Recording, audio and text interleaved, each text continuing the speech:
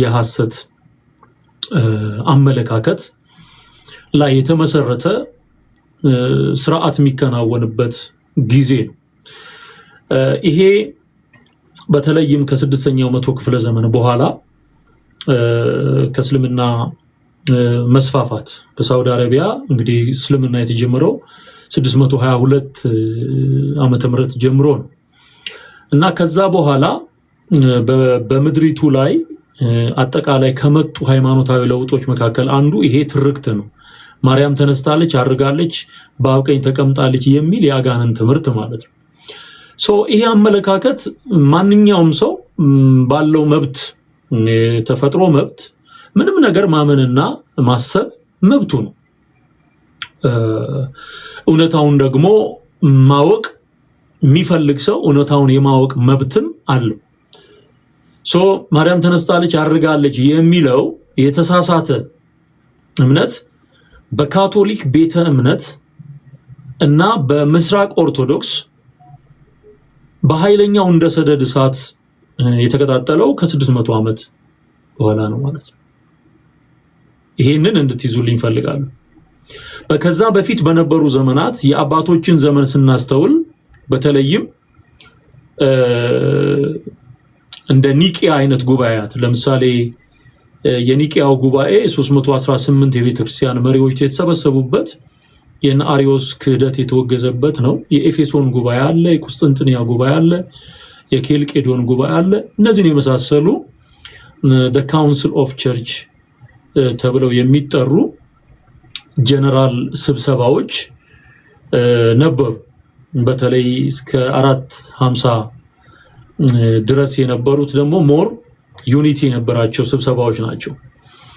ከዛ በኋላ ግን የካቶሊክ የበላይነት በዓለም ሁሉ ላይ እየተስፋፋ በመጣበት ዘመን ይሄ የማርያም አርጋለች የሚለው አስተምህሮ የሐሰት ትምህርት ካቶሊክ ተጽዕኖ ባደረገችባቸው የዓለም ሀገራት በሙሉ መስፋፋት ጀመረ ማለት ነው። ኦርቶዶክስንና ካቶሊክን ኮመን ግራውንድ ከምንላቸው ነገሮች አንዱ በማርያም ዙሪያ የሚሰጡት አስተምሮ ነው። ይሄ የጴጥሮስ ትምህርት አይደለም፣ ይሄ የዮሐንስ ትምህርት አይደለም፣ ይሄ የ12ቱ ሐዋርያት ትምህርት አይደለም። ይሄ የቤተ ክርስቲያን አባቶች ቸርች ፋዘርስ ትምህርት አይደለም። ይሄ ሐዋርያነ አበው ተብለው የሚጠሩ አፖስቶሊክ ፋዘርስ ተብለው የሚጠሩ ኤርሊ ኤጅ ላይ የነበሩ ኤርሊ ክርስቲያኒቲ ላይ የነበሩ ሰዎች አስተምሮና እምነት አይደለም።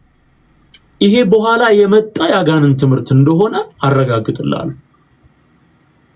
ኦኬ።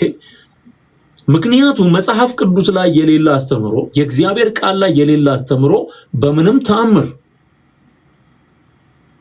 ወደ አባቶች ዘመን ሊመጣ አይችልም። በአባቶች ዘመን ካልተሰማ ወደኛ ዘመን ሊደርስ አይገባውም። አለቀ። ስለዚህ ዛጋ ነው የሚያበቃው። ካቶሊክ በነበራት አሁን ባይዘው በካቶሊክ ቤተ እምነት ውስጥ ሁለት አይነት እንትን ግሩፕ ተፈጥሯል። ይሄንን ነገር የሚያምኑና ማያምኑ አሉ። ይሄን ተረት አናምንም የሚሉ አሉ። እኔ አንዴ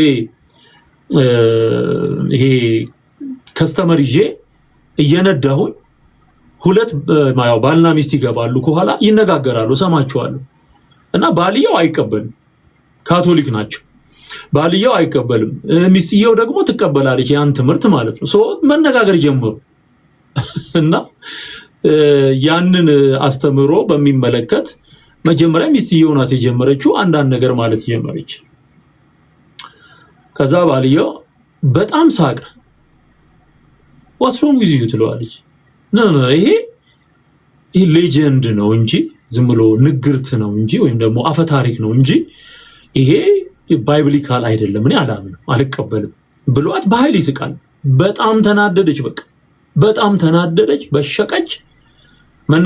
በኃይል መነጋገር ጀመሩ ማለት ነው። እና እኔ በመሃል ገብቼ ያው ሁሉም ሰው የራሱን እምነት ይዞ ይቀጥል የሚል ሐሳብ አምጥቼ ትንሽ የራሴን ሐሳብ ጨመርኩላቸው። ምክንያቱም መጽሐፍ ቅዱስ ላይ የሌለ ጴጥሮስም ጳውሎስም ዮሐንስም እነ ማቴዎስ እነ ማርቆስ ያልጻፉት ነገር በ27ቱ የአዲስ ኪዳን መጽሐፍት ላይ ያልተጻፈ ነገር እምነቴ ብዬ ሊይዘው አልችልም። አልችልም።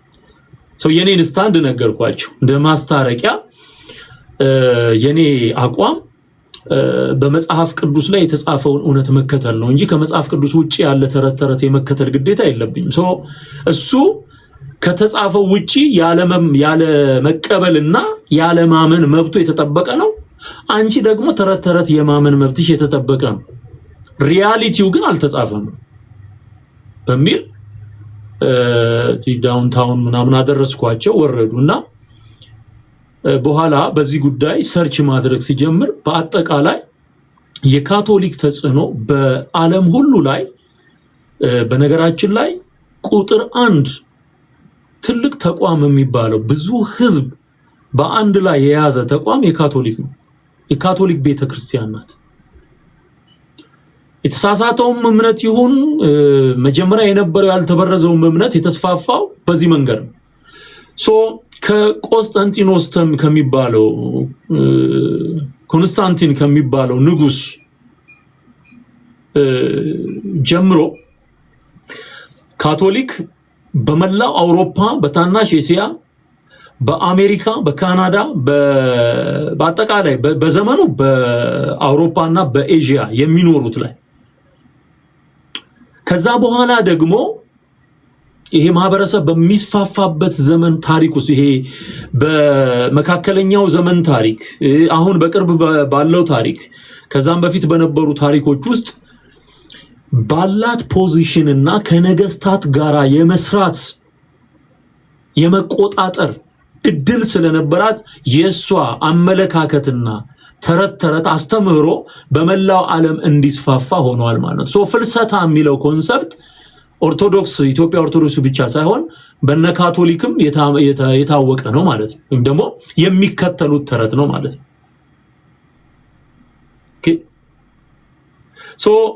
የወንጌል አማኞች የነጠረ መጽሐፍ ቅዱሳዊ እምነት በሉተር የፈነዳው የተሐድሶ እንቅስቃሴ በነ ካልቪን የፈነዳው እየተስፋፋ የመጣው መጽሐፍ ቅዱስ ላይ የተመሰረተ እምነት የሚለው ሐሳብ ካቶሊክን የሚቃወመው አንዱ በዚህ ነው።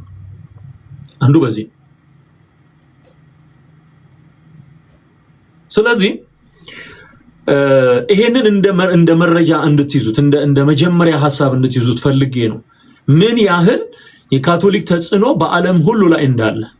ቀጥዬ ማሳያችሁ ቪዲዮዎች ከዚህ ተጽዕኖ አንፃር ምድር ላይ የመጡ አንዳንድ ለውጦችን ካላንደሮችን መከራከሪያ አድርጎ የማቅረብና ኢትዮጵያም ውስጥ ፍልሰታ በካላንደር መዘጋት አለበት የሚል አቋም ያላቸውን ሰዎች አሁን በቅርቡ በሰማነው አሁን ለምሳሌ ይሄ ማነው ዶክተር ሮዳስ ተብሎ የሚጠራው ሰው እና በትርፍ ጊዜው ደብተራ በትርፍ ጊዜው ዶክተር እየሆነ የሚሰራ ሰው ነው።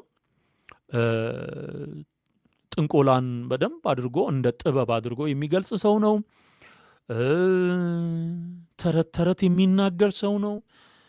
የኢትዮጵያን እና ኢትዮጵያውያንን ድል አድዋን በሸራ ከተሳለ ስዕል ከጊዮርጊስ ስዕል ጋር የሚያቆራኝ ሰው ነው። ይሄ ሰው ከዚህ በፊት ብዙ ጊዜ ቪዲዮዎችን እያቀረብኩኝ አመለካከቱን ሞግቻለሁ። አሁንም ማቀርብላችሁ አንዱ እሱ ነው። ካላንደር ይዘጋ የሚለው እሱ ነው።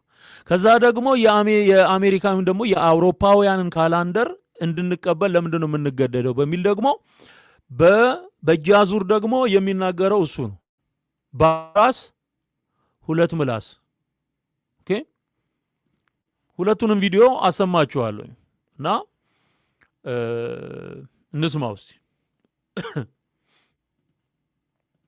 ማርያም ፍልሰታ ነው አይደለ? እመቤታችን ታድርሰ በቃል ኪዳን የድንግል ማርያም ፍልሰታ ነው አይደለ? እመቤታችን ታድርሰ በቃል ኪዳኗ በጉጉት የምንናፍቃት የድንግል ማርያም በዓል ጾመ ፍልሰታ መጥቷል። ኦርቶዶክሳውያን በዓለ ፍልሰቷን እንኳን እኮ ካሌንደር ዘግተን ማክበር ያልቻልን ሰዎች ነን እኮ። በመላው ዓለም ብሔራዊ በዓል ተደርጎ ምን አልኳችሁ? ብሔራዊ በዓል ተደርጎ ካሌንደር ዘግቶት ከ40 በላይ ሀገራት የድንግል ማርያምን በዓለ ፍልሰት ነሐሴ 16 እኮ ስራ ዘግተው ነው የሚያሳልፉት። እኛ መቼ እናከብራለን? ከአውሮፓ ፈረንሳይ ስራ ዝግ ነው። ብሔራዊ በዓል ነው የድንግል ማርያም እርገት። ጣሊያን፣ ስፓኒያ፣ ፖርቹጋል፣ ኦስትሪያ፣ ቤልጂየም፣ ግሪክ፣ ፖላንድ፣ ክሮሺያ፣ ሉቴቬኒያ፣ ስሎቫኪያ፣ ስሎቬኒያ፣ ስዊዝ ቪዲዮ አዳምጡት አንዴ። እሺ አሁን የጠራቸው ሀገራት በአጠቃላይ ቅድም እንደነገርኳችሁ መግቢያ ላይ በካቶሊክ ቤተክርስቲያን ተጽዕኖ ውስጥ የነበሩና በታሪክ እንደምናውቀው በታሪክ እንደምናረጋግጠው ከኮንስታንቲን ከሚባለው ንጉስ ጀምሮ የሚፈራረቁ ነገስታትን በመሾምና የበላይ በመሆን ስትሰራ የኖረችው ካቶሊክ ስለሆነች በዛ የፖለቲካ ተጽዕኖና የእምነት ተጽዕኖ በማድረግ አሁን እሱ የሚጠቅሳቸው አገራት ላይ እነዚህ ካላንደሮች እንዲዘጉ የተደረገበት ሂደት አለ። የፈለገ ያከብራል፣ የፈለገ ደግሞ አያከብረውም ማለት ነው። ቅድም የነገርኳችሁ እንደ መግቢያ እሱን እንድታውቁት ነው። ታሪካዊ አመጣጡን እንድታውቁ ነው። ኦኬ። ፍልሰታ ማርያም የሚለው ቃል ፍልሰት የማርያም የስጋዋ መፍለስ ተብሎ ነው የሚተረጎሙ። ስጋዋ ወዴት ፈለሰ? ያው ከዚህ በፊት በተደጋጋሚ በዚህ ጉዳይ ላይ ዕውቀት የሚያስጨብጡ ዝግጅቶችን እንዳቀረብኩላችሁ ታውቃላችሁ። እና ፈለሰ ስጋዋ፣ ሐዋርያቱ ደግሞ ጸሎት ጸልየው ጾም ጾመው የማርያምን ትንሣኤ አሳየን ብለው ትንሣኤዋን አዩ የሚል ተረት ተረት የሚተረትበት ነው። እና በነ ኤፍሬም ሶሪያዊ ለምሳሌ ኤፍሬም ሶሪያዊ ድርሰት ውስጥ ኮንሰፕቱን አታገኙም። ቆይቶ ማለት ነው ከጌታ እርገት በኋላ መጽሐፍ ቅዱስ ተጽፎ ካለቀ በኋላ ከነ ኒቂያ ከነ ኤፌሶን ጉባኤ በኋላ ምናምን በነ ኤፍሬም ሶሪያዊ ዘመን እንኳን ርዝራዡን አታገኙም። የዚህን ዕውቀት ማለት ነው፣ የዚህን አመለካከት ማለት ነው። ምን እያለ ነው? ሁሉ አማረሽን ገበያ አታውጧት እንደሚባለው አሁን ለፍልሰታ ስራ እንዲዘጋለት ካላንደር እንዲዘጋለት አምሮታል ማለት ነው። አምሮታል። በምክክር መድረኩ ላይ ከተቀመጡትና ከሚመካከሩት ሰዎች መካከል ሆኖ ስለ ካላንደር ሐሳብና አስተያየት እንዲሰጥ የተደረገ ሰው እሱ ግን ወጥቶ የሚናገረውን ተመልከት። ለፍልሰታ ይዘጋ፣ ስራ ይዘጋ። 16 ቀን ሊቀመጥ ማለት እጁን አጣምሮ ወጋው። ይሄ የለመደ መንፈስ ይውል የሚካኤል የገብርኤል ምናምን የሚሏቸው የሰየሟቸው በዚህ ካላንደር ውስጥ የጠቀጠቋቸው አማልክት በሙሉ ገበሬው እንዳያርስና ምርቱን እንዳይሰበስብ ለስንት ዘመን በግብፅ ተጽዕኖ የኢትዮጵያን ምድር በድህነት የመታ አሰራር በእነሱ በኩል ነው የመጣው። በኦርቶዶክስ በኩል ነው የመጣው። የግብፅ ስውር ሴራ ሲፈጽም የነበረው በኦርቶዶክስ ሃይማኖት ውስጥ በገባው በእነሱ አሰራር ነው። ሰንበት ነው ይላል። አይታረስም፣ አይታጨድም፣ አይለበስም፣ አይወቀጥም፣ ምንም አይባልም፣ አይወጣም፣ አይወረድም ብሎ እንደ ጌታ ትንሣኤ አክብሩት እያሉ የቆለሉት ብዙ በዓል አለ። በወር ውስጥ በጣም ብዙ በዓል አለ። በጣም ብዙ በዓል አለ። ይሄ ሁሉ በዓል በተለይም ምስኪኑ ገበሬ የገጠሩ ህዝብ የአርብ ውሃ እስካሁን የሚቀዱ አሉ። ለሚካኤል አይታረስም ተብሎ እስካሁን ማያርሳል። በ12 በመጣ ቁጥር 19 በመጣ ቁጥር 21 በመጣ ቁጥር እንደ ጌታ ትንሣኤ ተደርገው የሚከበሩ በነታምረ ማርያም ውግዘት የተላለፈባቸው የኢትዮጵያን ገበሬ ጠፍንገው የያዙ የአጋንንት አሰራሮች አሉ። ያ ሳይፈታ አሁን በፍልሰታ ደግሞ ይዘጋልን ነው እያለ ያለው። ይህን ሰውዬ ማን ይዝጋልን ነው? ማን ይዝጋልን? የምክክር መድረክ ላይ ቁጭ ብሎ ሐሳብ ሰጠውኝ ብሎ ውጭ ወጥቶም የሚናገረውን አቀርብልሃለሁ። አሁን ኢትዮጵያ የራሷ የሆነ ካላንደር ይኑራት የሚለው የህዝብ ጥያቄ በሃይማኖት ተጽዕኖ የወጣው ለጣዖት አምልኳቸው ያመቻቹት ካላንደር ከዚህ በፊት ስናገር ነበር። እኔ እግዚአብሔር ይባረክ፣ በእውነት ጌታን አመሰግናለሁ።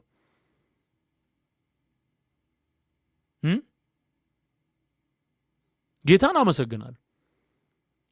በነ ጳጉሜ ወር የሚሰራውን የአጋንንት አሰራር እና የሚገበረውን ግብር ምድሪቱን በዘመን ከፋፍሎ የሚገዛውን የመንፈስ አሰራር እሱን በሚመለከት ቀድሜ ተናግሬያለሁ በተደጋጋሚ። አንዳንድ የኦርቶዶክስ ቤተ እምነትን ውስጣዊ ሚስጥራዊ አሰራርና ከአጋንንቱ ዓለም ጋር የተቆራኘውን ቀመር የማይረዱ ጥራዝ ነጠቆች ቢቃወሙኝም ማለት ነው። ጥራዝ ነጠቆች በመረጃና በማስረጃ ከአይጥ ከጊንጥ ከአንበጣ ከአሞራ ጋራ ከእባብ ጋራ 13 ወር የሰሩበትን የካላንደሩን አጋንንታዊ ቀመር አቅርቤ ሞግቻለሁ።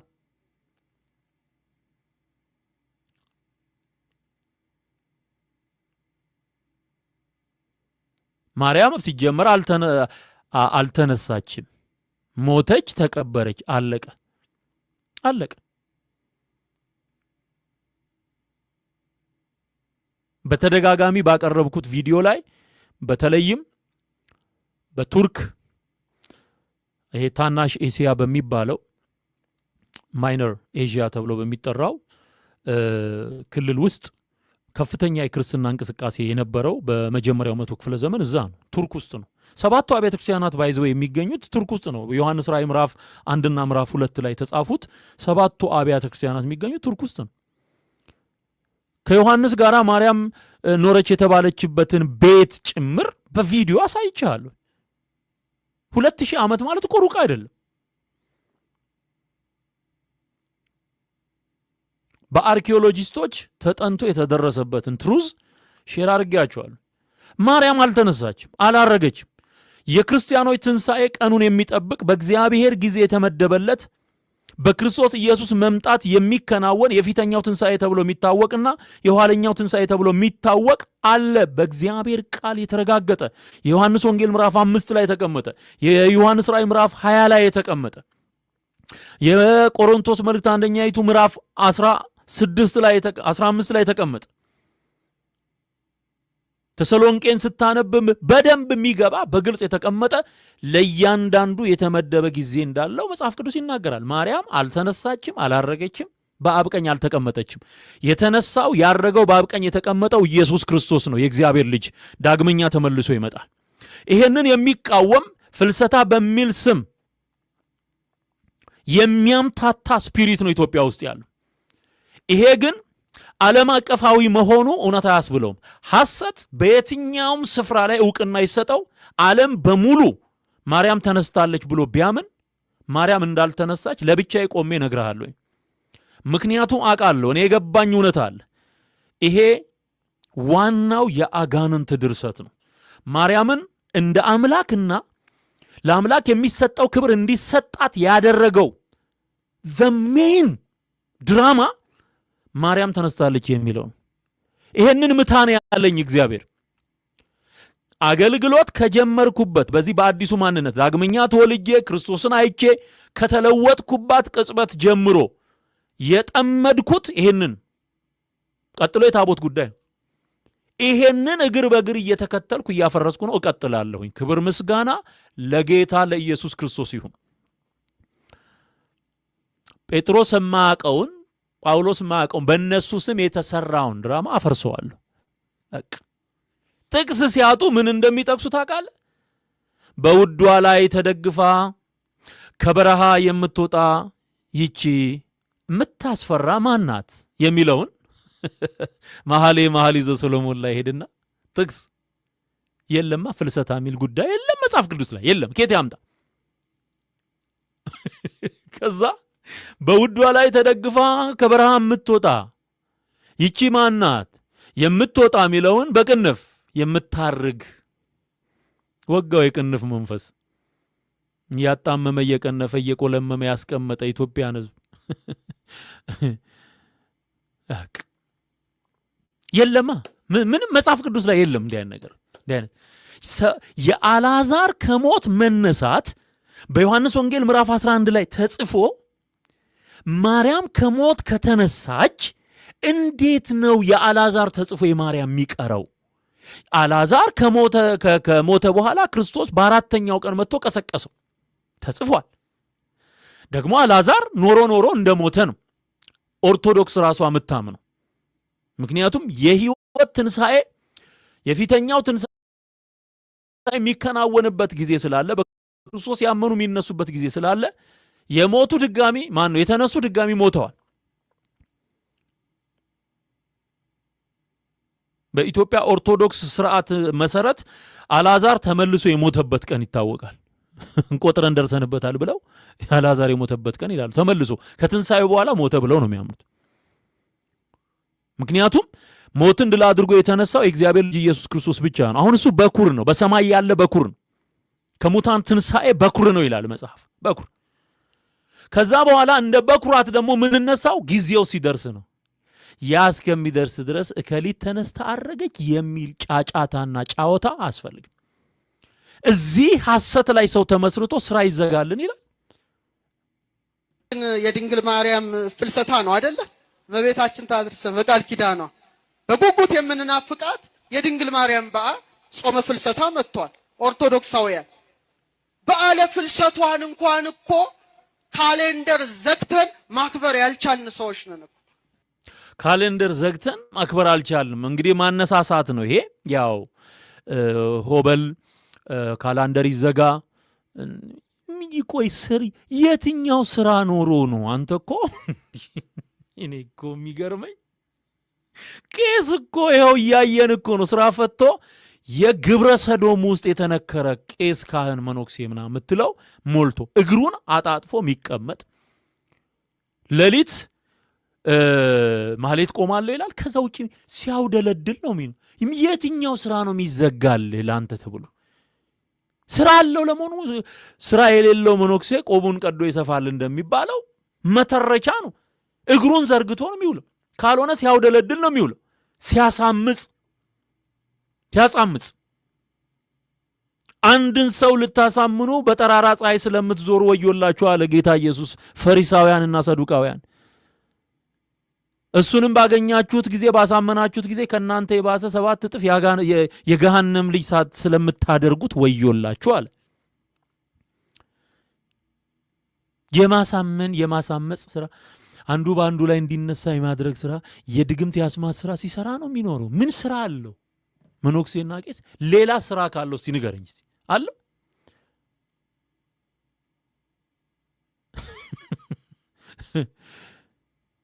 ይሄን እንኳን እንትን አላልንም፣ በቃ አላዘጋንም ማለት ፍልሰት አንድ ይዘጋል። አሁን 16 ቀን ሰው አጣምሮ እንዲቀመጥ ነው። እንደዚህ ነው የሚፈልገው። እንዲህ ናቸው በቃ። ይሄው የቆረቆዘችው ኢትዮጵያ የቆረቆዘችው እኮ በዚህ በኦርቶዶክስ አስተምሮና አሰራር ይዘጋልን በቃ ለነሱ ተብሎ በቃ ዓመት ሙሉ ይዘጋ እንዴ ታዲያ?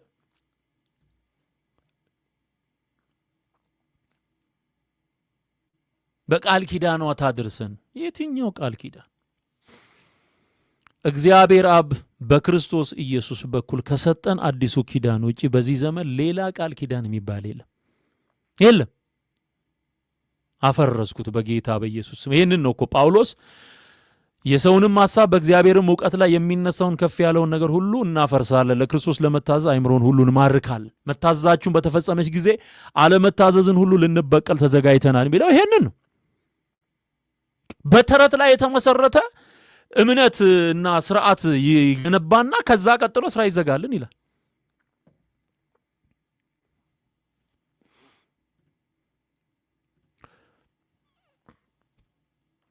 ስራ ኢትዮጵያ እንድታድግ መስራት ነው።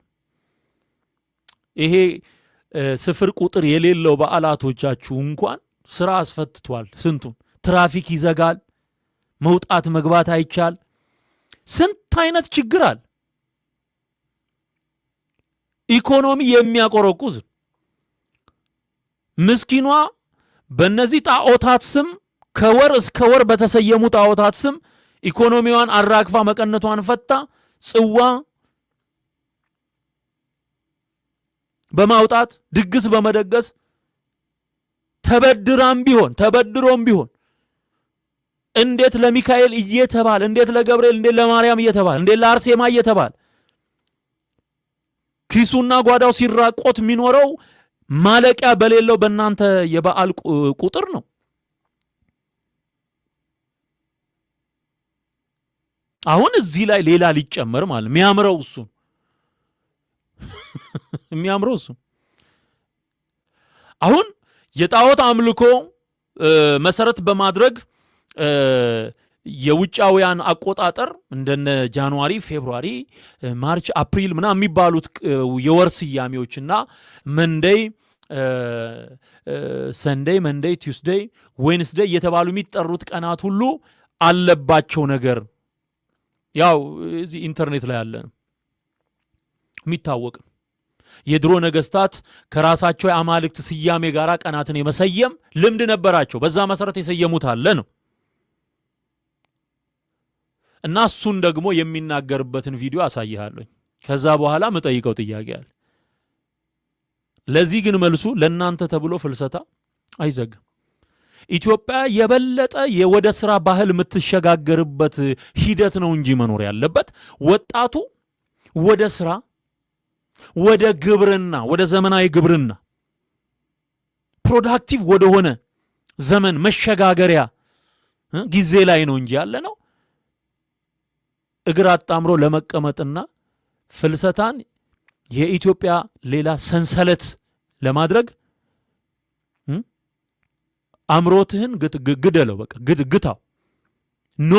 ኖሞር በዓል እዚህ ያለው ራሱ አልተስተካከልም።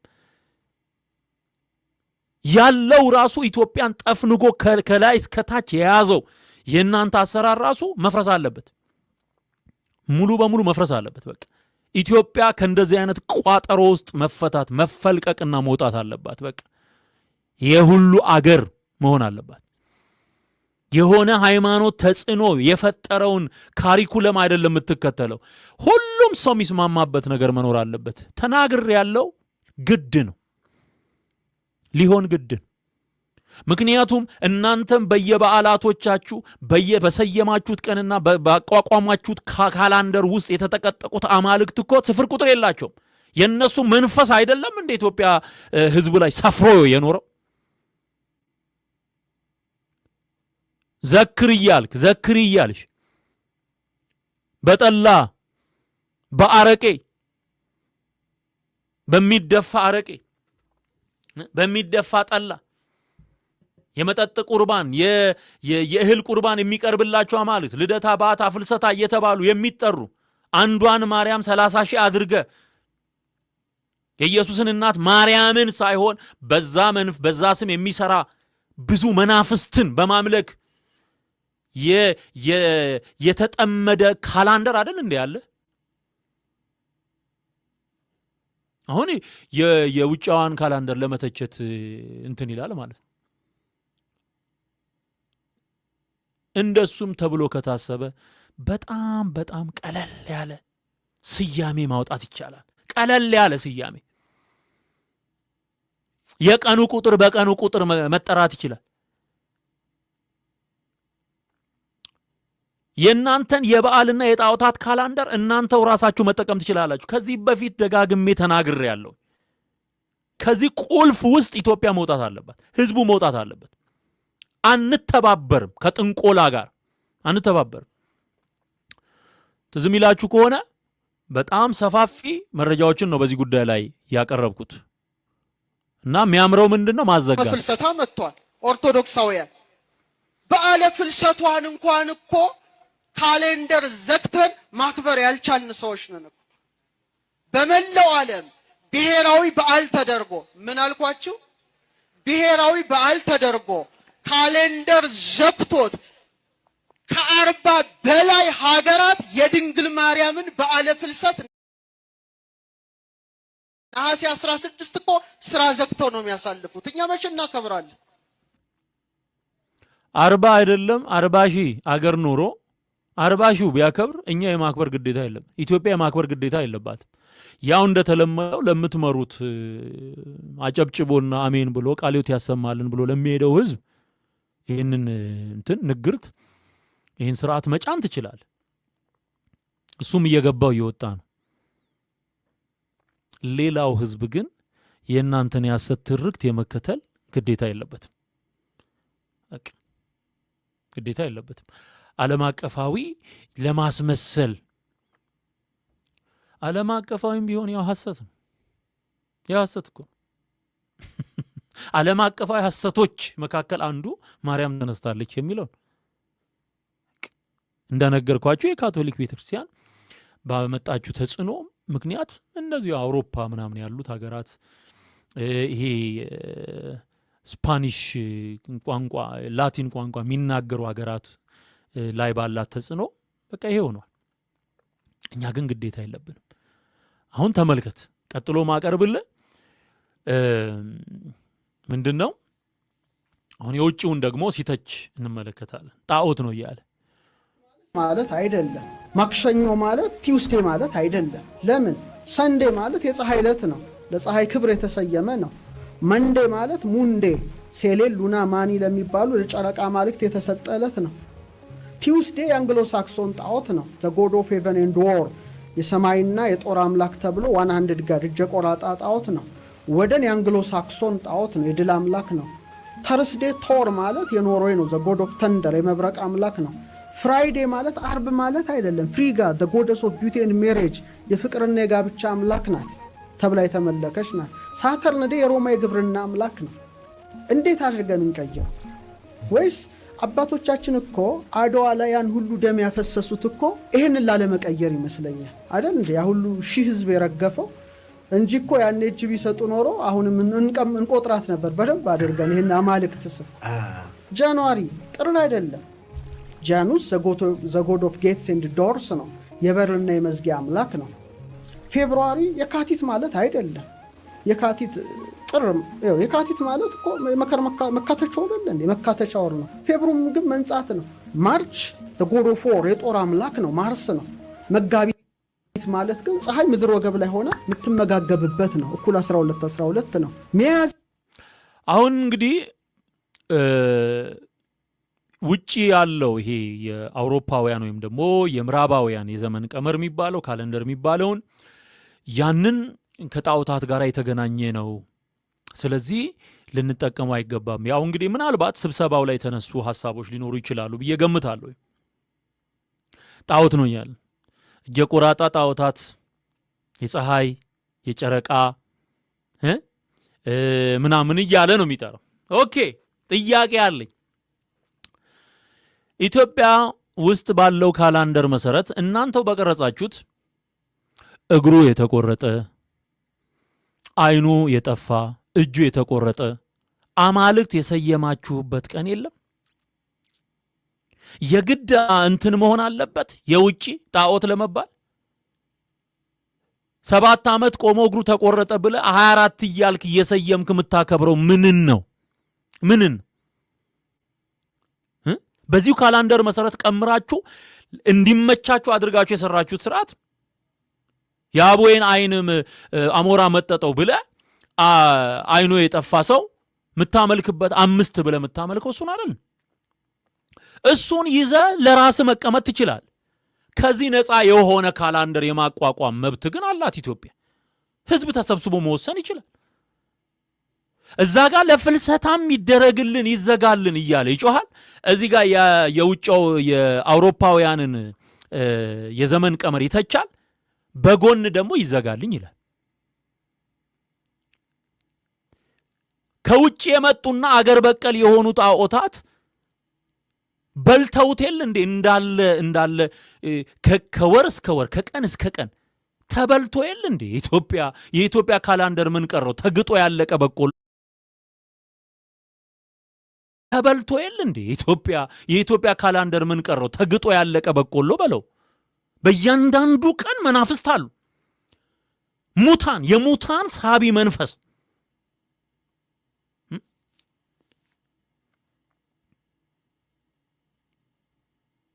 19 ብለህ 19 ተዘግቶ አይደል እንዴ? እንኳን ቀን መንገድ ትዘጋላችሁ። ኦሬዲ እኮ አሰራር ላይ ያለ እኮ ነው።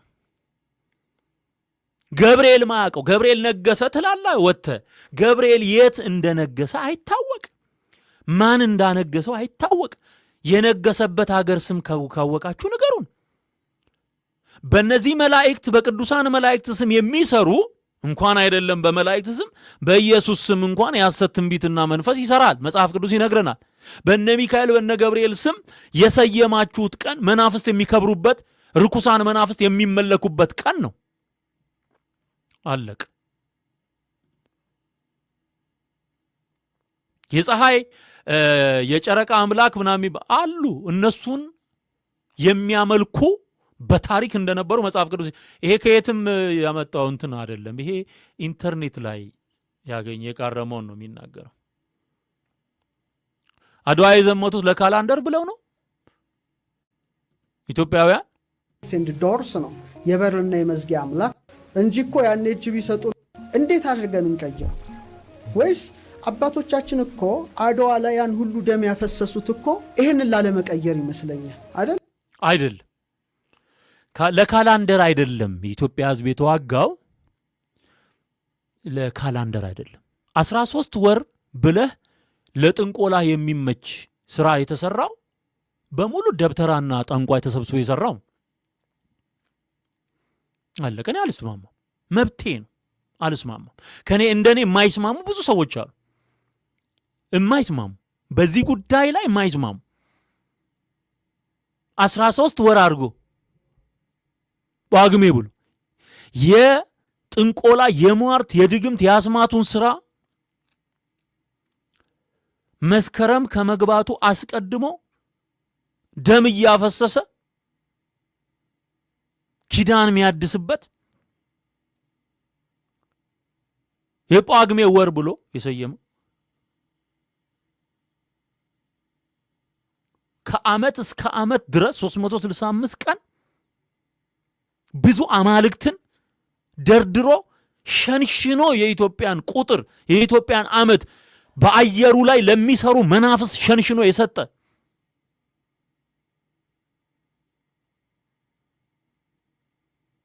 አሰራር። ለዚህ ብለው አይደለም ኢትዮጵያውያን የተጋደሉት። የጣሊያን ወራሪ ጦር መጥቶ አገርን በቅኝ ግዛት ለመያዝና ለማስገበር ባደረገው ጥረት ለ5 ዓመት ያክል ተዋጋ እንጂ አንተ ለምትለው ካላንደር አይደለም የኢትዮጵያ ሕዝብ የተዋጋው። ይህ ሰውዬ ከአድዋ ላይ ለምን አይነሳም ግን? ባለፈው ጊዮርጊስ አድዋ ዘምቶ ምኒልክን ረድቼ መጣሁኝ ብሎ ላቡን እያንጠፈጠፈ የጊዮርጊስ ስዕል እማሆይን አናገራት አለን አለ እኮ። ሕዝብ ሰብስቦ አንድ ትልቅ ሰውዬ የነገሩኝ ነው ብሎ እማሆይ ከቦታው አጡት የጊዮርጊስን ስዕል። ሲሯሯጡ ውለው ማታ ላይ አመሻሹ ላይ ጊዮርጊስ ከተፋለ። ስዕሉ ቦታው ላይ አለ። እንዴ ጊዮርጊስ ከየት መጣ? ስፈልግህ ውዬ የለህም እኮ ሲሉት፣ አይ ምኒልክን ልረዳ አድዋ ዘምቼ አሁን መግባቴ ነው እያለ እማሆይን ሲያናግር ታያል። እንዲህ ብሎ የሚናገር ሰው አሁን ደግሞ ለነ ጳጉሜ ለነ መስከረም ብለው ነው አባቶቻችን በምድረ በዳ አድዋ ላይ የተዋጉት ነው። ይህ ሰውዬ ከአድዋ ላይ ማን ያንሳልን?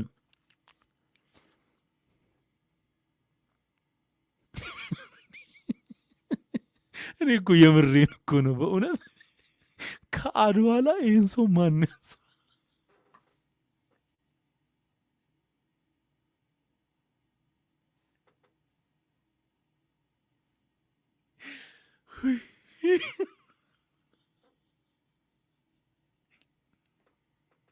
በአድዋ 00 በኩል እንዳልፍ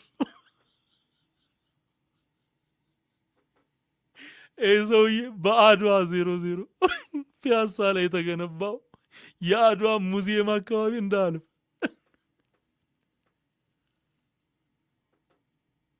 የሆነ ነገር ሊፈጥር ይችላል። እዲነችና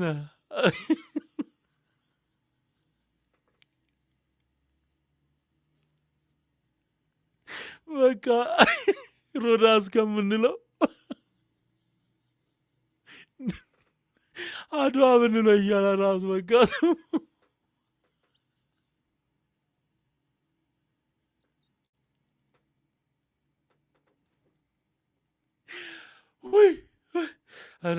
እያቃጠሉንም ቢሆን እንግዲህ መሳቅ ጥሩ ነው ብራዘር፣ መሳቅ ጥሩ ነው። እንዲህ ነችና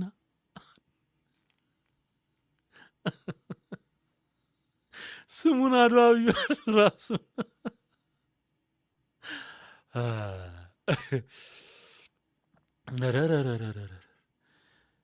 ቀላል ይቀልዳል እንዴ? አሃ እያሉ ይሰማሉ ደግሞ እስር ያሉት አሃ ነው እንዴ እያሉ ይሰማሉ። ወልደ አድዋ ብያለሁ። ያው የማርያምን ስዕል ወተት አፈሰሰ ያለችው ልጅ ሰሞኑን ስም አውጥተንላት የለ ወተተ ማርያም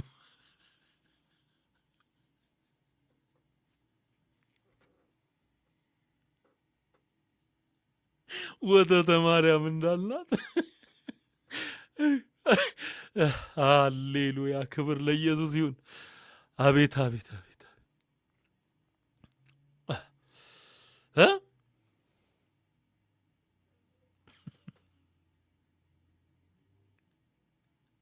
መስቴማ አድዋ ከአድዋ ራስ ላይ አውርዱልን ይህን ሰውዬ፣ ከአድዋ ላይ ይውረድልን።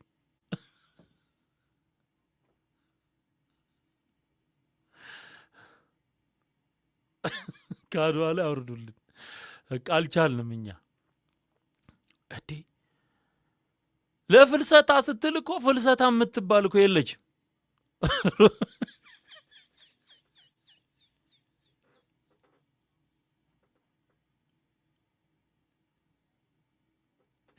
ሮዳስ 00 ይለኛል።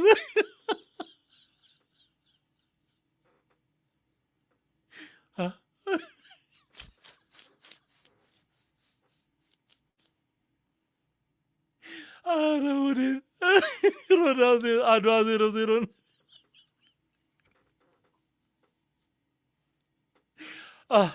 በጌታ በኢየሱስ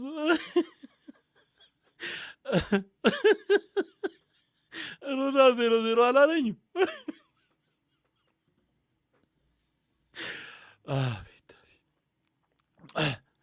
ሄዶ ሄዶ እትብቱ የተቀበረው አድዋ ላይ ነው እንዴ?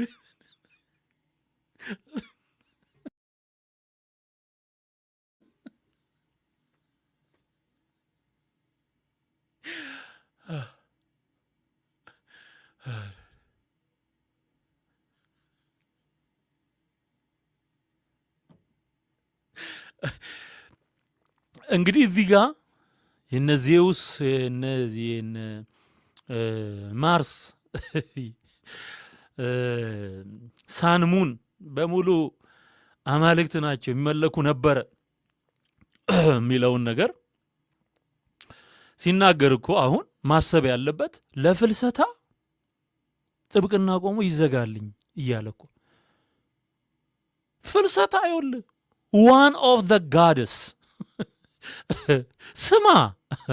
ስማ one of the goddess ከነዚህ ጣዖታት መካከል ማርያምን የማይመለከት ራሳችሁ ክሬት ያደረጋችሁት ከነ ካቶሊክ ጋር ተስማምተ ዓለም በሙሉ የሚከተላት ፍልሰታ የምትባል ጣዖት ነው እያመለክ ያለው።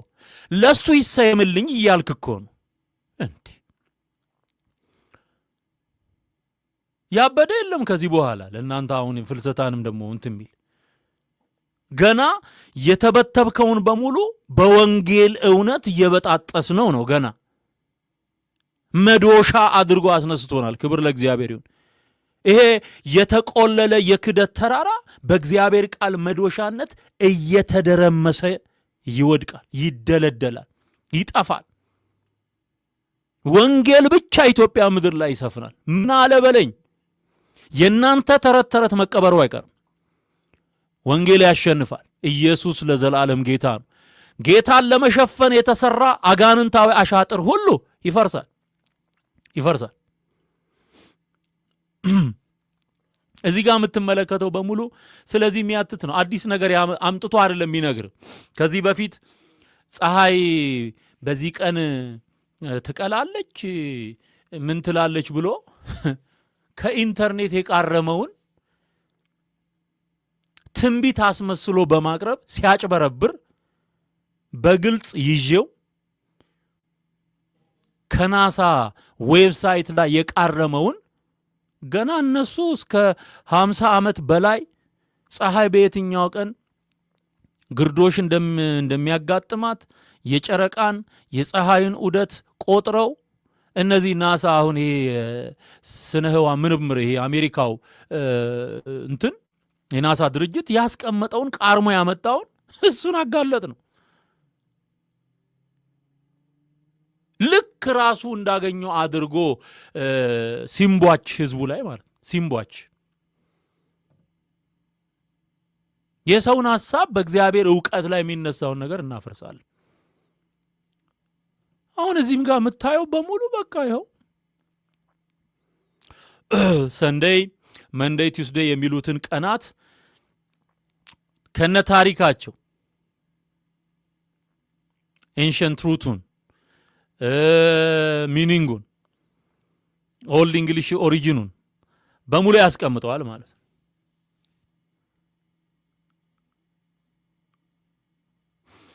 አሁን ይሄንን ነው እየተቃወመ ያለው።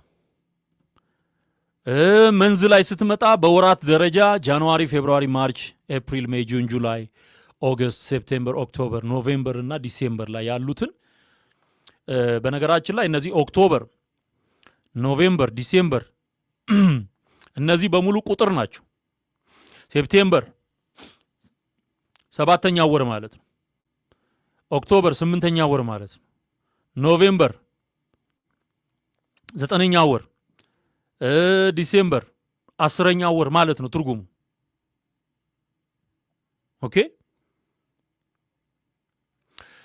ፌብሩዋሪ መንዝ ኦፍ ፒዩሪፊኬሽን ይላል እና የተቀላቀሉ በጋደስ ስም ወይም ደግሞ በጣዖታት ስም የተሰየሙ አሉ።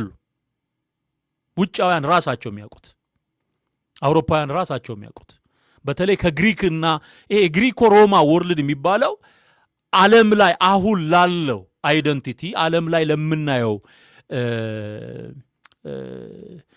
የካልቸር የባህል የካላንደር አጠቃላይ የሰው ልጆች መስተጋብር ላይ የሮማና የግሪክ ተጽዕኖ አለ።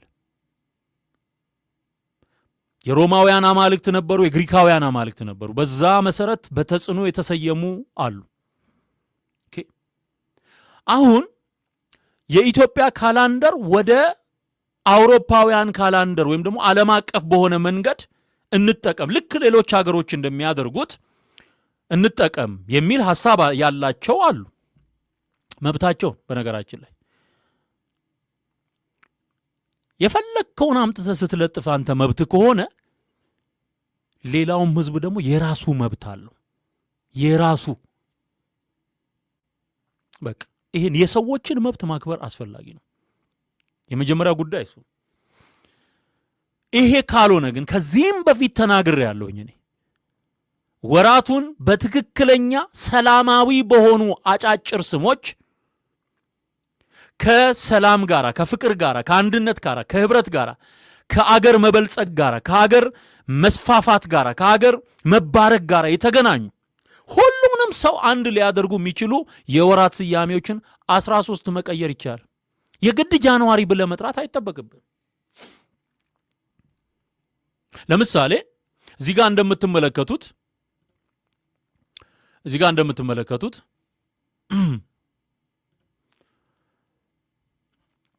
ይሄ የአይሁዳውያን የቀን ቀመር ሰንደይ መጀመሪያ ቀን። አሁን ሰንደይን እነሱ ምን ብለው ነው የሚጠሩት? ሪሾን ብለው ነው የሚጠሩት። ፈርስት ዴይ ነው። ዮምሺን ሰንደይ ወይም ማን ነው መንደይ ሰከንድ ዴይ ማለት ነው። ትርጉሙ ሰከንድ ዴይ ማለት። ስለዚህ ፈርስት ዴይ፣ ሰከንድ ዴይ፣ ሰርድ ዴይ፣ ፎርዝ ዴይ፣ ፊፍዝ ዴይ፣ ሲክስ ዴይ፣ ሰባዝ ወይም ደግሞ ሰባተኛው ቀን እንዲህ ብለው ነው የሚጠሩት። ማን? አይሁድ። የግድ ማክሰኞ የማለት ግዴታ የለበትም።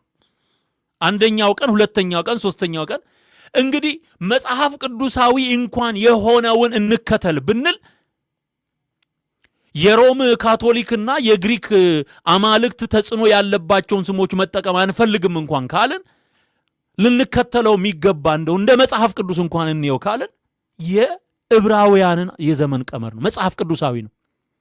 ባይብሊካል የሆነውን ካላንደር እንጠቀም ካልን ስያሜው ይሄ ነው።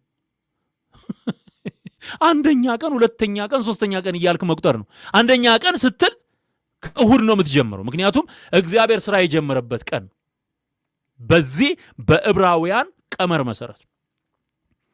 ሌላው ይሄ አቆጣጠር ለሌላው ማህበረሰብ አእምሮ አይቆረቁርም። አንደኛ ቀን፣ ሁለተኛ ቀን፣ ሶስተኛ ቀን እያሉ መጥራት። ኦኬ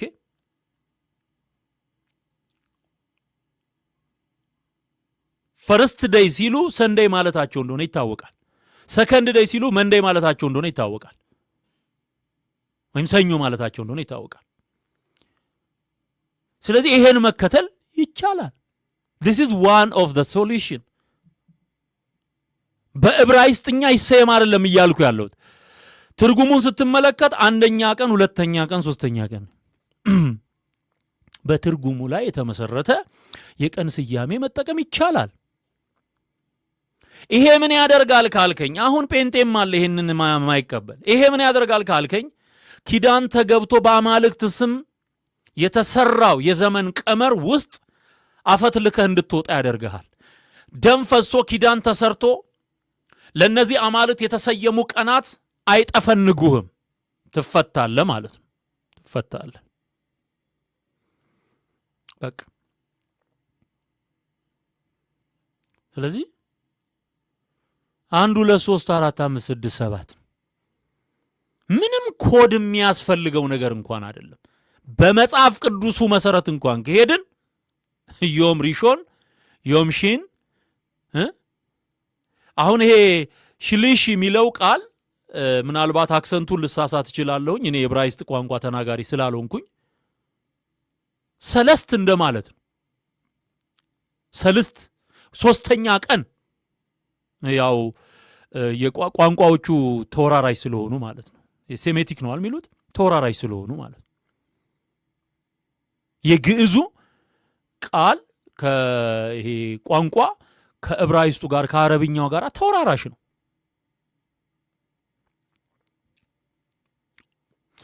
እሺ፣ ስለዚህ ቀናቱን እንዲህ ባለ መንገድ መጠቀም ይቻላል። ወደ ወራቱ ስትመጣ ትክክለኛው መጽሐፍ ቅዱሳዊ የወር ቀመር ያላቸው ከእግዚአብሔር በሆነ ነገር የተቀበሉትን እንዲህ ባለ መንገድ ኒሳን፣ ኢያር፣ ሲቫን እየተባሉ የሚጠሩ ወራት አሉ። ትርጉማቸውን ስትመለከት ፍላወር፣ ላይት፣ ታይም እየተባሉ ነው የሚጠሩት።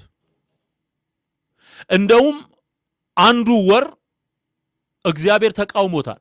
ተሙዝ ተብሎ የተጠራው ወር ማለት ነው። ግን ሌላ ስያሜ ያለው ተቀይሯል።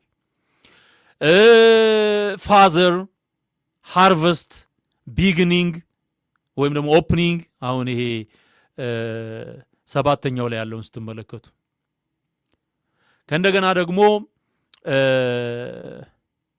ኳይት መንዝ ብለው የሚጠሩት አለ፣ የጸጥታ ወር። ትረስት፣ መድ፣ ስታፍ ኦር ብራንች ብለው የሚጠሩት አለ። ማግኒፊሰንት፣ የመጨረሻው አዳር የሚባለው ወር ማግኒፊሰንት፣ ዳርክ፣ ክላውዲ እያሉ ይጠሩታል። አሁን በራሳቸው ቋንቋ ሰየሙት እንጂ ትርጉሙ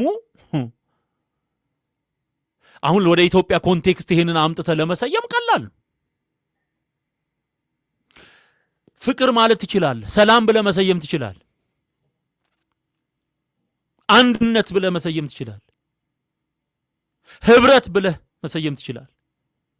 ኦኬ፣ መጀመሪያ ብለህ መሰየም ትችላለህ። መስከረም የሚባለውን መጀመሪያ ትለዋል። የፍቅር ወር፣ የሰላም ወር፣ የአንድነት ወር። ኦኬ፣ የጽናት ወር፣ የትጋት ወር ያዝልኝ። የታሪክ ይዘዋል። ያዝልኝ።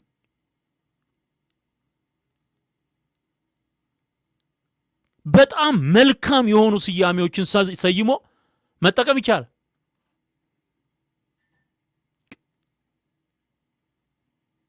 ጳጉሜ ከምትለኝ እሱን በቆርጦ ነው አሁን 12 ወር ነው የሚያስፈልገው በነገራችን ላይ 12 ወር።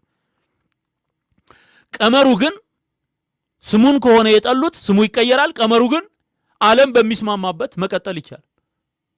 ኢትዮጵያን ወደ ኋላ የመለሰ 2018 ላይ የቀበረ 2027 ልንገባ ነው አሜሪካ፣ ሌላው ዓለም ቻይና ራሱ ይሄዳለች። የቻይና የዘመን አቆጣጠር ራሱ ወደፊት ይሄደ ነው። የዕብራውያን የዘመን አቆጣጠር ወደፊት ይሄደ ነው። ወደፊት በቃ አልፎን ሄዷል። ኢትዮጵያን ከኋላ የሚጎትት 13 ወር ይዞ ወደ ኋላ የሚጎትት መገላገል አለባት ከዚህ። ስለዚህ የወራቱን ስያሜ ከፍቅር ጋር፣ ከሰላም ጋር፣ ከህብረት ጋር፣ ከአንድነት ጋር፣ ከእድገት ጋር፣ ከጽናት ጋር፣ ከጀግንነት ጋር ይሄ ከታሪክ ምሁራን ጋር ውይይት ይጠይቃል። ኢትዮጵያ ባሳለፈችው ዘመናት በታሪኳ ውስጥ በእያንዳንዱ ዘመን የተፈጸሙ ታሪኮች አሉ። ታሪክን ግብአት ማድረግ ይቻላል። ካልቸርን ግብአት ማድረግ ይቻላል። ካልቸርን ጤናማ የሆኑ ነገሮች ከዛ ጋር የሚስማማ አንድ ሰላማዊ ቃል ለጠንቋይ የማይመች ሃሌሉያ፣ ለጠንቋይ ማይመች፣ ለስርማሽ ለቅጠል በጣሽ ማይመች አንድ ቃል አውጥቶ ለአንዱ ይሰይማል። ይሄ ከታሪክ አንጻር፣ ከባህል አንጻር፣ ከእሴት አንጻር፣ ከአንድነት አንጻር፣ ከአገርነት አንጻር ታይቶ ተስማሚ ቃል ፈልጎ በዛ መሰረት እነዚህን አሁን እንደ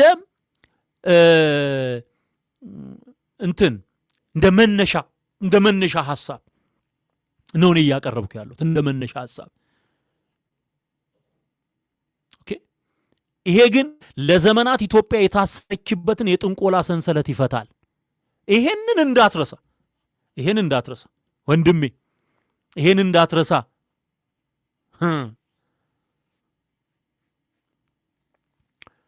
ብዙ ኤቪደንሶችን ነው ከዚህ በፊት ያቀረብኩላችሁና ያሳየኋችሁ። እነዚህን ነገሮች እናንተም በደንብ ሰርች ማድረግ የምትችሉት ነው።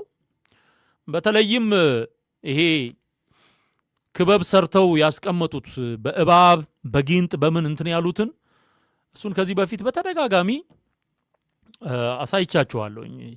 ምን ያህል የጠለቀ የአጋንንት አሰራር እንዳለው ውስጡ ሰዎች እንዲረዱ እንዲያውቁ ማለት ነው። በዚህ ቀመር መሰረት ነው እነሱ ንጉሥ ቴዎድሮስ ይመጣል እያለ የሚቆጥረው በዚህ ጥንቆላ መሰረት ነው። ለአማልክት በሙሉ ሰጥቶ የጨረሰው ይሄን የጥንቆላ ቀመር ነው። ይሄን ዛሬ ከሌ ነው ነገ ከሌ ናት እያለ ይሄ ሁሉ ዘመን ምድሪቱ ፕሮዳክቲቭ እንዳትሆን የሰራ የድህነት መንፈስ ወጋው በጌታ በኢየሱስ ስም። ድሪቷን መንፈስ አያስፈልጋትም። በኢትዮጵያ የሚያስፈልጋት አሁን ስራ ይዘጋልን ይላል እንዴ? ገና መጥቶ ይዘጋልን። ወይ ተአምር!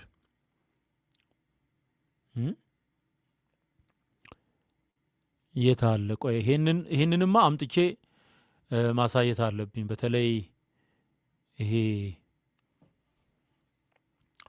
የዘመን ቀመራቸውን የሰሩበትን ሰርክል እየሰራ የሚመጣ አለ። እሱን እዚህ ጋር ላምጣላችሁ።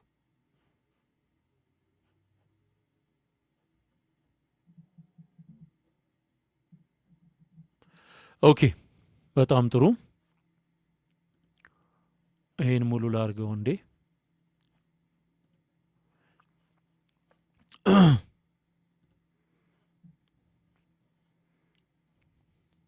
ጊንጥ ምን ይሰራል? ኢትዮጵያ ቀመር ላይ ለምን ጊንጥ ያስቀምጣል?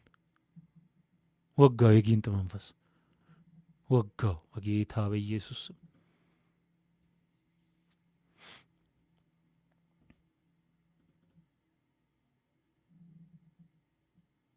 አዎ እዚህ ውስጥ አለ። እሱን አምጥቼ ላሳያችሁ።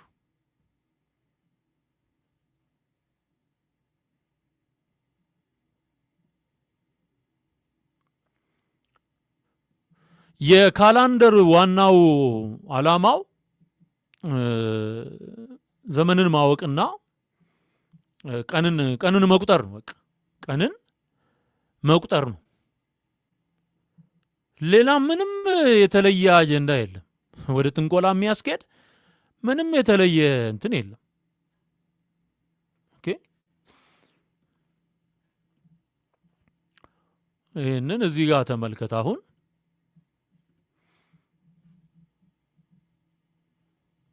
ኦኬ ይሄን ላምጣልን።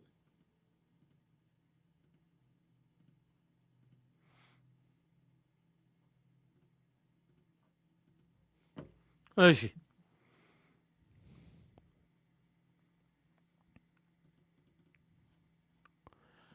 ይሄ አውደ ነገሥት ወፍካሬ ከዋክብት ተብሎ የሚጠራው ዋና የጥንቆላ መጽሐፋቸው ከዚህ ጋራ የተስማማ ነው። ይኸው ተመልከቱ። ይሄ በየወሩ ካቲት አሁን እዚህ ጋር የምትመለከተው 13ቱንም ወር 13ቱንም ወር እዚህ ጋር ታያለ። ባህሪ ሰጥተውታል። ባህሪ ስኮርፒየን አለ፣ ጊንጥ አለ፣ አንበሳ አለ፣ አሳ አለ። ተመልከት። አሁን ይሄን ዝም ብሎ አይደለም። እነዚህ ቀመሮች ሲሰሩ ይሄ አሁን ባህረ ሐሳብ ተብሎ የሚጠራ መጽሐፍ አላቸው። በነገራችን ላይ ከአረብ እየተቀዳ ነው። ባይዘዌ የኢትዮጵያ ካላንደር የሚሉት መነሻ ሶርሱ የአረብ ምድር ነው። ለማታውቁ ስሙኝ፣ አረብኛ ቀመሩ የተኮረጀው ከአረብ ነው። ዶክመንቶቹ አሉ። ኦኬ ራሱ ይሄ ስያሜ አለው። ምንድነው አበቅቴ ምናምን እያሉ የሚጠሩት አለ። ከእንደገና ደግሞ አቡሻህር ተብሎ የሚጠራ መጽሐፍ አለ። አቡሻህር አሁን ይሄ የአረብኛ ቃል ነው። አቡሻህር የዘመን አቆጣጠር እንደማለት ነው። ሲቀመር ቀመሩ ሲቆጠርና ሲሰላ እነሱ ለጥንቆላቸው በሚመቻቸው መንገድ ነው ያመቻቹትና ሴታፕ ያደረጉት። ይሄን ደግሞ አሁን አውደ ነገሥት አሁን አውደ ዓመት እንደሚባለው ዙሪያ ማለት ነው። አውድ ማለት የመጀመሪያው ዙሪያ እንደማለት ነው። ከዛ ደግሞ አደባባይ እንደማለት ነው። አውድ ሲባል የመጀመሪያው ዋናው ትርጉሙ ግን ዞሮ የሚገጥም ማለት ነው። አውደ ነገሥት የጥንቆላ መጽሐፍ ነው። ኦርቶዶክስ የጻፈችው የጥንቆላ መጽሐፍ ነው። ኦኬ አውደ ዓመት የሚለው ስያሜ የሚመጣው ከዚህ መጽሐፍ ውስጥ ነው። ከዚህ መጽሐፍ ውስጥ አውደ ዓመት መስከረም አውደ ዓመት ይልሃል። የገንፎ ምናምን ምንቸት ውጣ የንትን ግባ ዮሐንስ ተሻረ ማን ነው ሉቃስ ነገሰ ምን እያለ የሚሰራው ድራማ አለ።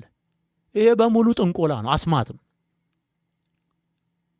ዝም ብለህ ቀን ቆጥረህ ትጠቀምበታለህ። እድሜህን ለማወቅ ምናምን ትጠቀምበታለህ። ስራ ለመስራት ፕሮግራም ለማውጣት ፕላን ለማድረግ ትጠቀምበታለህ።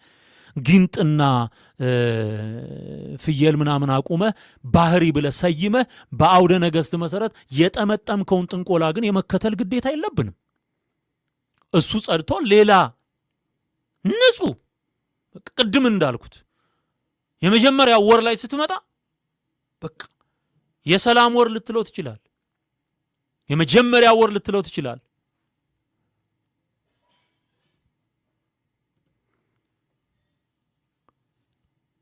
ሰንደይ አሉ የፀሐይ ቀን ነውና የሚለው ይሄው ተመልከት። መሃሉ ላይ ያለው በሰው አምሳል የሰሩት የፀሐይ ቅርጽ ነው። እዚህ ጋር የምታየው ጥንቆላህን ተመልከተው። በነገራችን ላይ ሮዳስ የሚባለው ሰው ማዕበል ፈጠነ ከሚባል ጠንቋይ ጋራ ባላገሩ ቲቪ ላይ ቁጭ ብሎ ጥንቆላ ይሄ መተት ማድረግ ምናምን መብረቅ ማውረድና ስውራን የሚባሉት የመሰወር ደረጃ ላይ ደረሱ የሚባሉት ጠንቋዮች የደረሱበትን ቦታ ከአፄ ኃይለ ሥላሴ የጃማይካው ዝናብ ጀምሮ ጥበብ ነው ብሎ ሲናገር አቅርቤልሃለሁ፣ ጆሮ ያለው ይስማ። ጥበብ ነው ብለው ነው የሚያምኑት። ጥንቆላ ጥበብ ነው ብሎ ነው የሚያምነው። ሮዳስ ደብተራ ነው፣ ጠንቋይ ነው። እሱም የሚጠቅም ነገር እኔ ሲናገር ሰምቼው አላቅም። በቃ ሲናገር ሰምቼው አላቅም የሚጠቅም ነገር። ይሄ መሃል ላይ የምታየው ሰንደይ የፀሐይ ቀን ነው እነሱ ብለን እንድንሰይም ነው የሚፈለገው፣ አይደረግም እያለ የውጫውያንን የሚቃወመው ይኸው ራሱ በጥንቆላ መጽሐፉ ላይ እዚህ መሃል ላይ ያስቀመጠል የፀሐይን ምልክት ነው። ተመልከተው፣ እዚህ ጋም ተመልከቱ።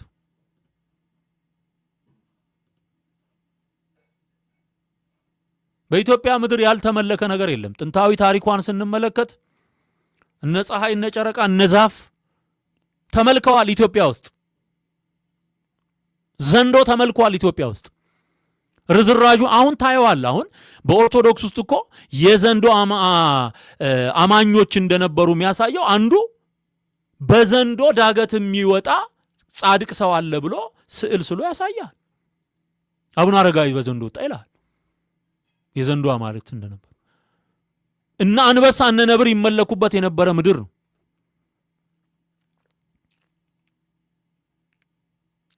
ስዕል በምታይበት ቦታ ሁሉ እነ ሳሙኤል ዘዋልድባ የሚጋልቧቸው አናብስት፣ የነ አቡዬ ፎቶ ስር የምታያቸው ፈጠጥ ፈጠጥ ያሉ መናብርት ነብሮች፣ ይቅርታ ነብሮች፣ አንብርት ነው የሚሉት። አናብስት ለአንበሶች ነው። አንብርት ወይም አናብርት፣ አናብርት ለነብር በሙሉ ታያለ። የአኒማል ስፒሪት ታያለ። ዘንዶ አስራ ማርያም ይልሃል። ዘንዶ አስራ ጅብ አስራ ማርያም ትመልካለች። ስውሯ ይልሃል፣ ትመልካለች። በዚህ የሚሰወሩ ጠንቋዮች አሉ ይልሃል፣ የበቁ በዚህ ስውሯ ማርያም ይልሃል። ስለዚህ እንደዚህ ባለ መንገድ ለጥንቆላው በሚመች ይሄ ነው አውደ ነገሥት ወፍካሬ ከዋክብት ማለት ይሄ ነው። ኮከብ የሚቆጥሩበት ዘመን የሚቀምሩበት ይሄ ነው። ጆሮ ያለው ይስማ። እነዚህን ምስሎች አሁን ኒው ኤጅ ሙቭመንት ከሚባሉት ጋራ ስታነጻ በዚህ ዘመን እንደ አዲስ ያቆጠቆጡ የጥንት የከልት ይሄ የአጋንንት አምልኮ ውስጥ የነበሩ ሰዎች ድሮ ሲያደርጓቸው የነበሩ ነገሮች አሁን በዚህ ዘመን እንደ አዲስ እያቆጠቆጡ ነው። አሁን ኒው ኤጅ ሙቭመንት የሚባለው ድሮ የነበረ ነው። በነገራችን ላይ አዲስ ነገር የለም። እነዚህ ምስሎች በውጪው ዓለም ካሉ ጠንቋዮችና የአጋንንት አምላኪዎች ጋር ሲሚላር ናቸው። ከዚህ በፊት ቶ የሚለውን የመስቀል ይሄ ቅርጽ የሚመስለውን እሱን ከግብፅ ጋድስ ጋራ ወይም ደግሞ ከግብፅ አማልክት ጋራ ጣዖታት ጋራ እንዴት አይነት የተቆራኘ እንደሆነ በታሪክ በምስልና በአርኪኦሎጂ የተረጋገጠ ነገር አቅርቤልሃለሁ። አይታችሁታል።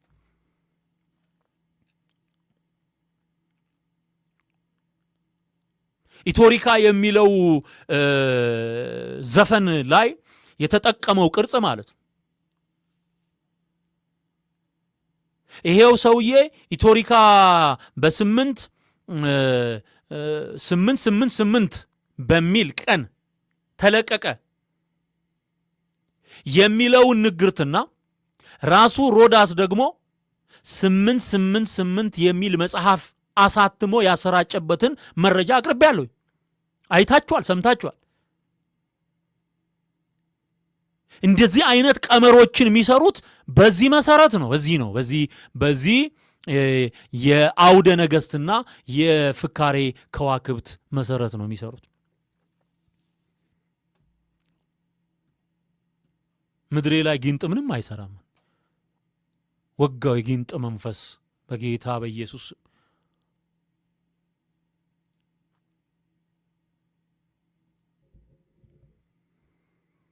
ጆሮ ያለው ይስማ። እንግዲህ ከዚህ በላይ በምን ቋንቋ ልንገር?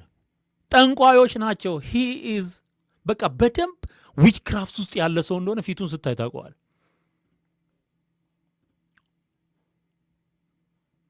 በቃ ጣዖትን ውጭ ያለ ጣዖት ከተቃወም ከሀገር ቤት ውስጥ ያለ ጣዖት መቃወም አለብህ። ተክለ ሃይማኖት ጣዖት ነው። ከሞተ በኋላ ነገሰ እየተባለ የተቆረጠ እግሩ ይወጣል ተብሎ የስባራ አጽም የሚባል አለ ግንቦት ላይ የሙታንን በዓል ንግስና እያለ የሚጠራ ጀነሬሽን ምን ተለየ? ስለዚህ ሁሉንም እንተውና ስያሜውን እኛ በምንፈልገው ቀናቱ 1 2 3 4 5 6 7 እንዳሳየው ወራቱ ሰላም፣ ፍቅር፣ አንድነት፣ እድገት፣ ህብረት እየተባሉ 12 ወራት ስያሜ ይሰጣቸዋል። ቁጥሩ ግን ዓለም በተስማማበት ቁጥር መቀጠል ይችላል። አንዳንድ መስቀሎች እዚህ ጋር ይሄ መሃል ላይ ታዩታላችሁ። ይሄ እንትኑን እዚህ ጋር ፀሐይ የሚመስለው እዚህ ጋር ክበቡ። አንዳንድ ኦርቶዶክስ ውስጥ ዲያቆናት የሚይዟቸው ከዚህም በፊት አቅርቤላችኋለሁ። ክብ ነው፣ መስቀል አይደለም፣ ክብ ነው እና ያንን ይዘው ይወጣሉ። ካቶሊክ ውስጥም አለ። በነገራችን ላይ በካቶሊክ ቤተ እምነት ውስጥ በጣም ብዙ አይነት ከልታል። በጣም ብዙ አይነት የተቀላቀለ ማለት ነው። ባይዘወይ አንተን የሚያድን እኔን የሚያድነኝ ኢየሱስ ክርስቶስ ነው። ማመናችን ኢየሱስን ማመናችን መቀበላችን ነው የሚያድነን። የትኛውም የሃይማኖት ድርጅት ውስጥ መደበቅህ አንተን አያድንህም። ወይም ደግሞ ለመጽደቅና ለመዳን የሆነ ድርጅት አባል መሆን አይጠበቅብም። በልብህ ያመንከውና በአፍህ የመሰከርከው ነገር ነው የሚያድንህ። የትኛውም ቤተ እምነት የገባህበት ከልት እየጠቀጠቀ ሐሰትን እየጠቀጠቀ ከመጣ ውልቅ ብለህ ትወጣለህ። ምንም አይነት ስያሜ ይሰጥ፣ በምንም አይነት ሁኔታና ቦታ ላይ ይመስረት፣ እውነተኛውን ወንጌል ማያገለግል ማስተምር ከሆነ የእግዚአብሔር መንፈስ ከሌለበት ነጋ ጠባ ጥንቆላ ጋር ከተጣበቀ አስማት ጋር የእግዚአብሔርን እውነት ሚክድ ከሆነ አታመቻምችም። ላጥ ብለህ ነው የምትወጣው። አለቀ። አንዴ ነው የምትኖረው እዚህ ምድር ላይ። ተሸክሞት ይኑር። እንኳን በድርጅት አልሆነ ምንድ ነው። ኦ ሃሌሉያ፣ ክብር ለእግዚአብሔር ይሁን። ጴንጤ መሆን አያጸድቅም፣ እስላም መሆን አያጸድቅም፣ ኦርቶዶክስ መሆን አያጸድቅም። የክርስቶስ መሆን ብቻ ያጸድቃል። ሃሌሉያ። የክርስቶስ መሆን ብቻ ያድናል። በእርሱ አምኖ በልብ አምኖ በአፍ መመስከር ግን ያድናል። ይሄ ነው የነሱ የዘመን ቀመር ማለት። እንዲህ ባለ የጥንቆላ ስልት የተቀመረ ነው። አቡሻህር የሚሉት መጽሐፍ እንደ ዓለም በእባብ ተይዛለች ተብሎ ነው የሚታመነው። ዓለም በእባብ ነው የተያዘችው ተብሎ በኦርቶዶክስ ቤተ እምነት ይታመናል። የእባብ አሰራር፣ የዘንዶ አሰራር ነው ያለው። የዘንዶ አሰራር እነ መጥቆራ የሚመለኩበት ግልጽ የአጋንንት አምልኮ ያለበት ነው። አይደለም እንዴ? አዎ። የነ መጥቆራ አምልኮ በግልጽ በጌታ በኢየሱስ ላምጣልህና እሱን እጨርሳለሁኝ። ትንሽ ጊዜ ወሰድኩኝ። በጣም ስለሚያበሳጨኝ ይሄ ነገር እግዚአብሔር ይምታው፣ እግዚአብሔር ያፍርሰው።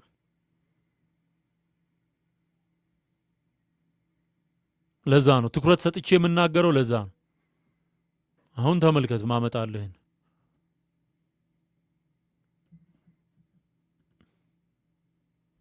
ኦፕን ዊዝ እሺ ኦኬ ይሄንን ላንሳውና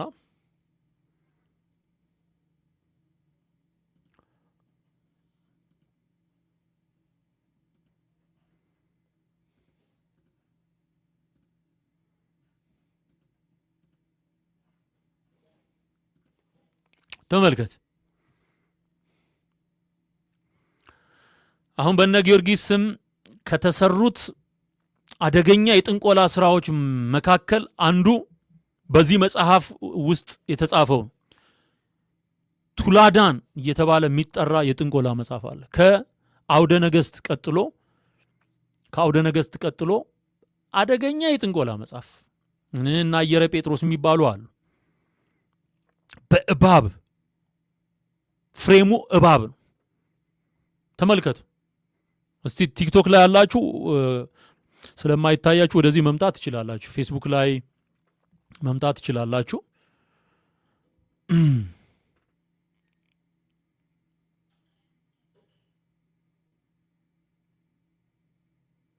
አሁን ስታነበው አሁን እነዚህ አይታወቁም። እነዚህ ቃላት በነገራችን ላይ ኢትዮጵያ ላይ የተረጩ መርዞች ማለት ይሄ ነው።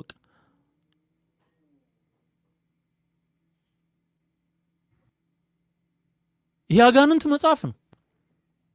የአጋንንት መጽሐፍ ነው። ተመልከት ልታነበው ብትሞክር እንኳን ግዕዝ እንኳን አይደለም። አንዳንድ ቦታ ግዕዝ የሚመስል ነገር አለው፣ ግን የጥንቆላ መጽሐፍ ነው። አልቃኤል ሳቀብሂም ወጋውል አልቲሃነ ፊደሎች ወይ ተአምር ጨጨጨ ይላል።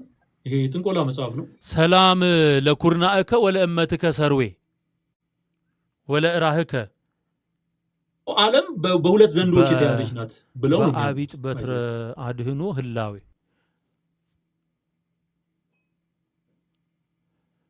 ፊደሎችን የሚጎርሰው እባቡ ዘንዶች እንዳያቸው ገድሉ ላይ ሄዶ እንዳያቸው ጨጨጨ ይላል። ይሄ ጥንቆላ መጽሐፍ ነው። አሁን ታነበዋለህ። እዚህ ውስጥ ያለው እባብ ጋር የተቆራኘ ወይ ተአምር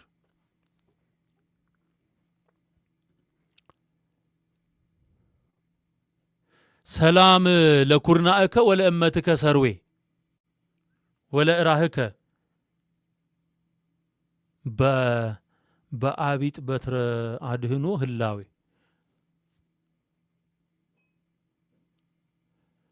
ፊደሎችን የሚጎርሰው እባቡ ነው። እንደምትመለከቱት ፊደሎቹን ጨጨጨ ይላል። ይሄ ጥንቆላ መጽሐፍ ነው። አሁን ሁለት እባቦች ተመልከት። ከእባብ ጋር የተቆራኘ እንዳለ በቃ ራሱ ዓለም በሁለት ዘንዶች የተያዘች ናት ብለው ነው የሚያምኑት። አይዞህ እነዚህን ሁለት ዘንዶች እንደውም ይሄ ዘርአብሩክ የሚባለው ጻድቅ እነዚህን ዘንዶች እንዳያቸው ገድሉ ላይ ተጽፏል። ሄዶ እንዳያቸው ሁይ ተአምር። አሁን ታነበዋለህ። እዚህ ውስጥ ያለውን በጣም አደገኛ ጥንቆላ ማለት ይሄ ነው። ከአውደ ነገስት ጋር የሚሰራው ይሄ ነው። ወጋው የእባብ መንፈስ ወጋው። የኔ አይደለም ብላ አታወግዝም። ወጥተው በሲኖዶስ ደረጃ የኛ አይደለም ብለው አያወግዙም። የሚሸጠው የት ነው? ኦርቶዶክስ ቤተ እምነት ውስጥ ነው። ቱላዳን የሚሸጠው የት ነው? ኦርቶዶክስ። አውደ ነገስት የሚሸጠው የት ነው? ኦርቶዶክስ። አየረ ጴጥሮስ የሚሸጠው የት ነው? ኦርቶዶክስ። ክታብ ተብሎ አንገት ላይ የሚንጠለጠለው በቆዳ የተሰፋው የሚሸጠው የት ነው? ኦርቶዶክስ ነው። እዚህ ከላይ የምትመለከተው ፀሐይና ጨረቃ ነው። ሉካቲት መንደይ ሙንደይ ነው ይላል። ሞንደል ብሎ ቁጭ ብሎ ሙንደይ ነው ይላል። የጨረቃ ቀን ነው ይላል። በዚህ ጋር ሰንደይ የፀሐይ ቀን ነው። እዚህ አንተ ስለ ያስቀመጥከው ምንድን ነው? ምንድን ነው ይሄ? የኢትዮጵያን አየር በዘንዶ መንፈስ የበከላችሁ ጠንቋዮች፣ አስማተኝ፣ ሟርተኞች፣ ደጋሚዎች እግዚአብሔር ስራችሁን ያፍርሰው። አሁንም እያፈረሰው ነው። እንዲህ ብለው ነው የሚያምኑት። ስለዚህ ይሄንን መቃወም ያስፈልጋል። የኢትዮጵያ ሕዝብ መንቃት አለበት። ተናግር ያለው ከዚህም በፊት ከዚህ ጉድ ውስጥ መውጣት አለበት። በቃ ይሄ ነው የዛሬው መልእክት። አፍርሼዋለሁ በጌታ በኢየሱስም። ገና ይፈርሳል። ሰላማችሁ ብዝት ይበል። የዛሬውን በዚህ ፈጸምኩኝ። ከዚህ በፊትም ያቀረብኳቸውን ቪዲዮዎች ወደ ኋላ ተመልሳችሁ ተመልሷቸው። ዛሬውን በዚህ አበቃ። ሻሎም ብያለሁ። ክብር ሁሉ ለእግዚአብሔር ለአምላካችን ይሁን። ኢየሱስ ጌታ ነው። ኢየሱስ ያድናል። መዳን በሌላ በማንም የለም። ኢየሱስ ግን ለዘላለም ያድናል፣ ይታደጋል። ሻሎም። ዘመናችሁ ይባረክ። እኔም ወዳችኋለሁኝ። ሻሎም።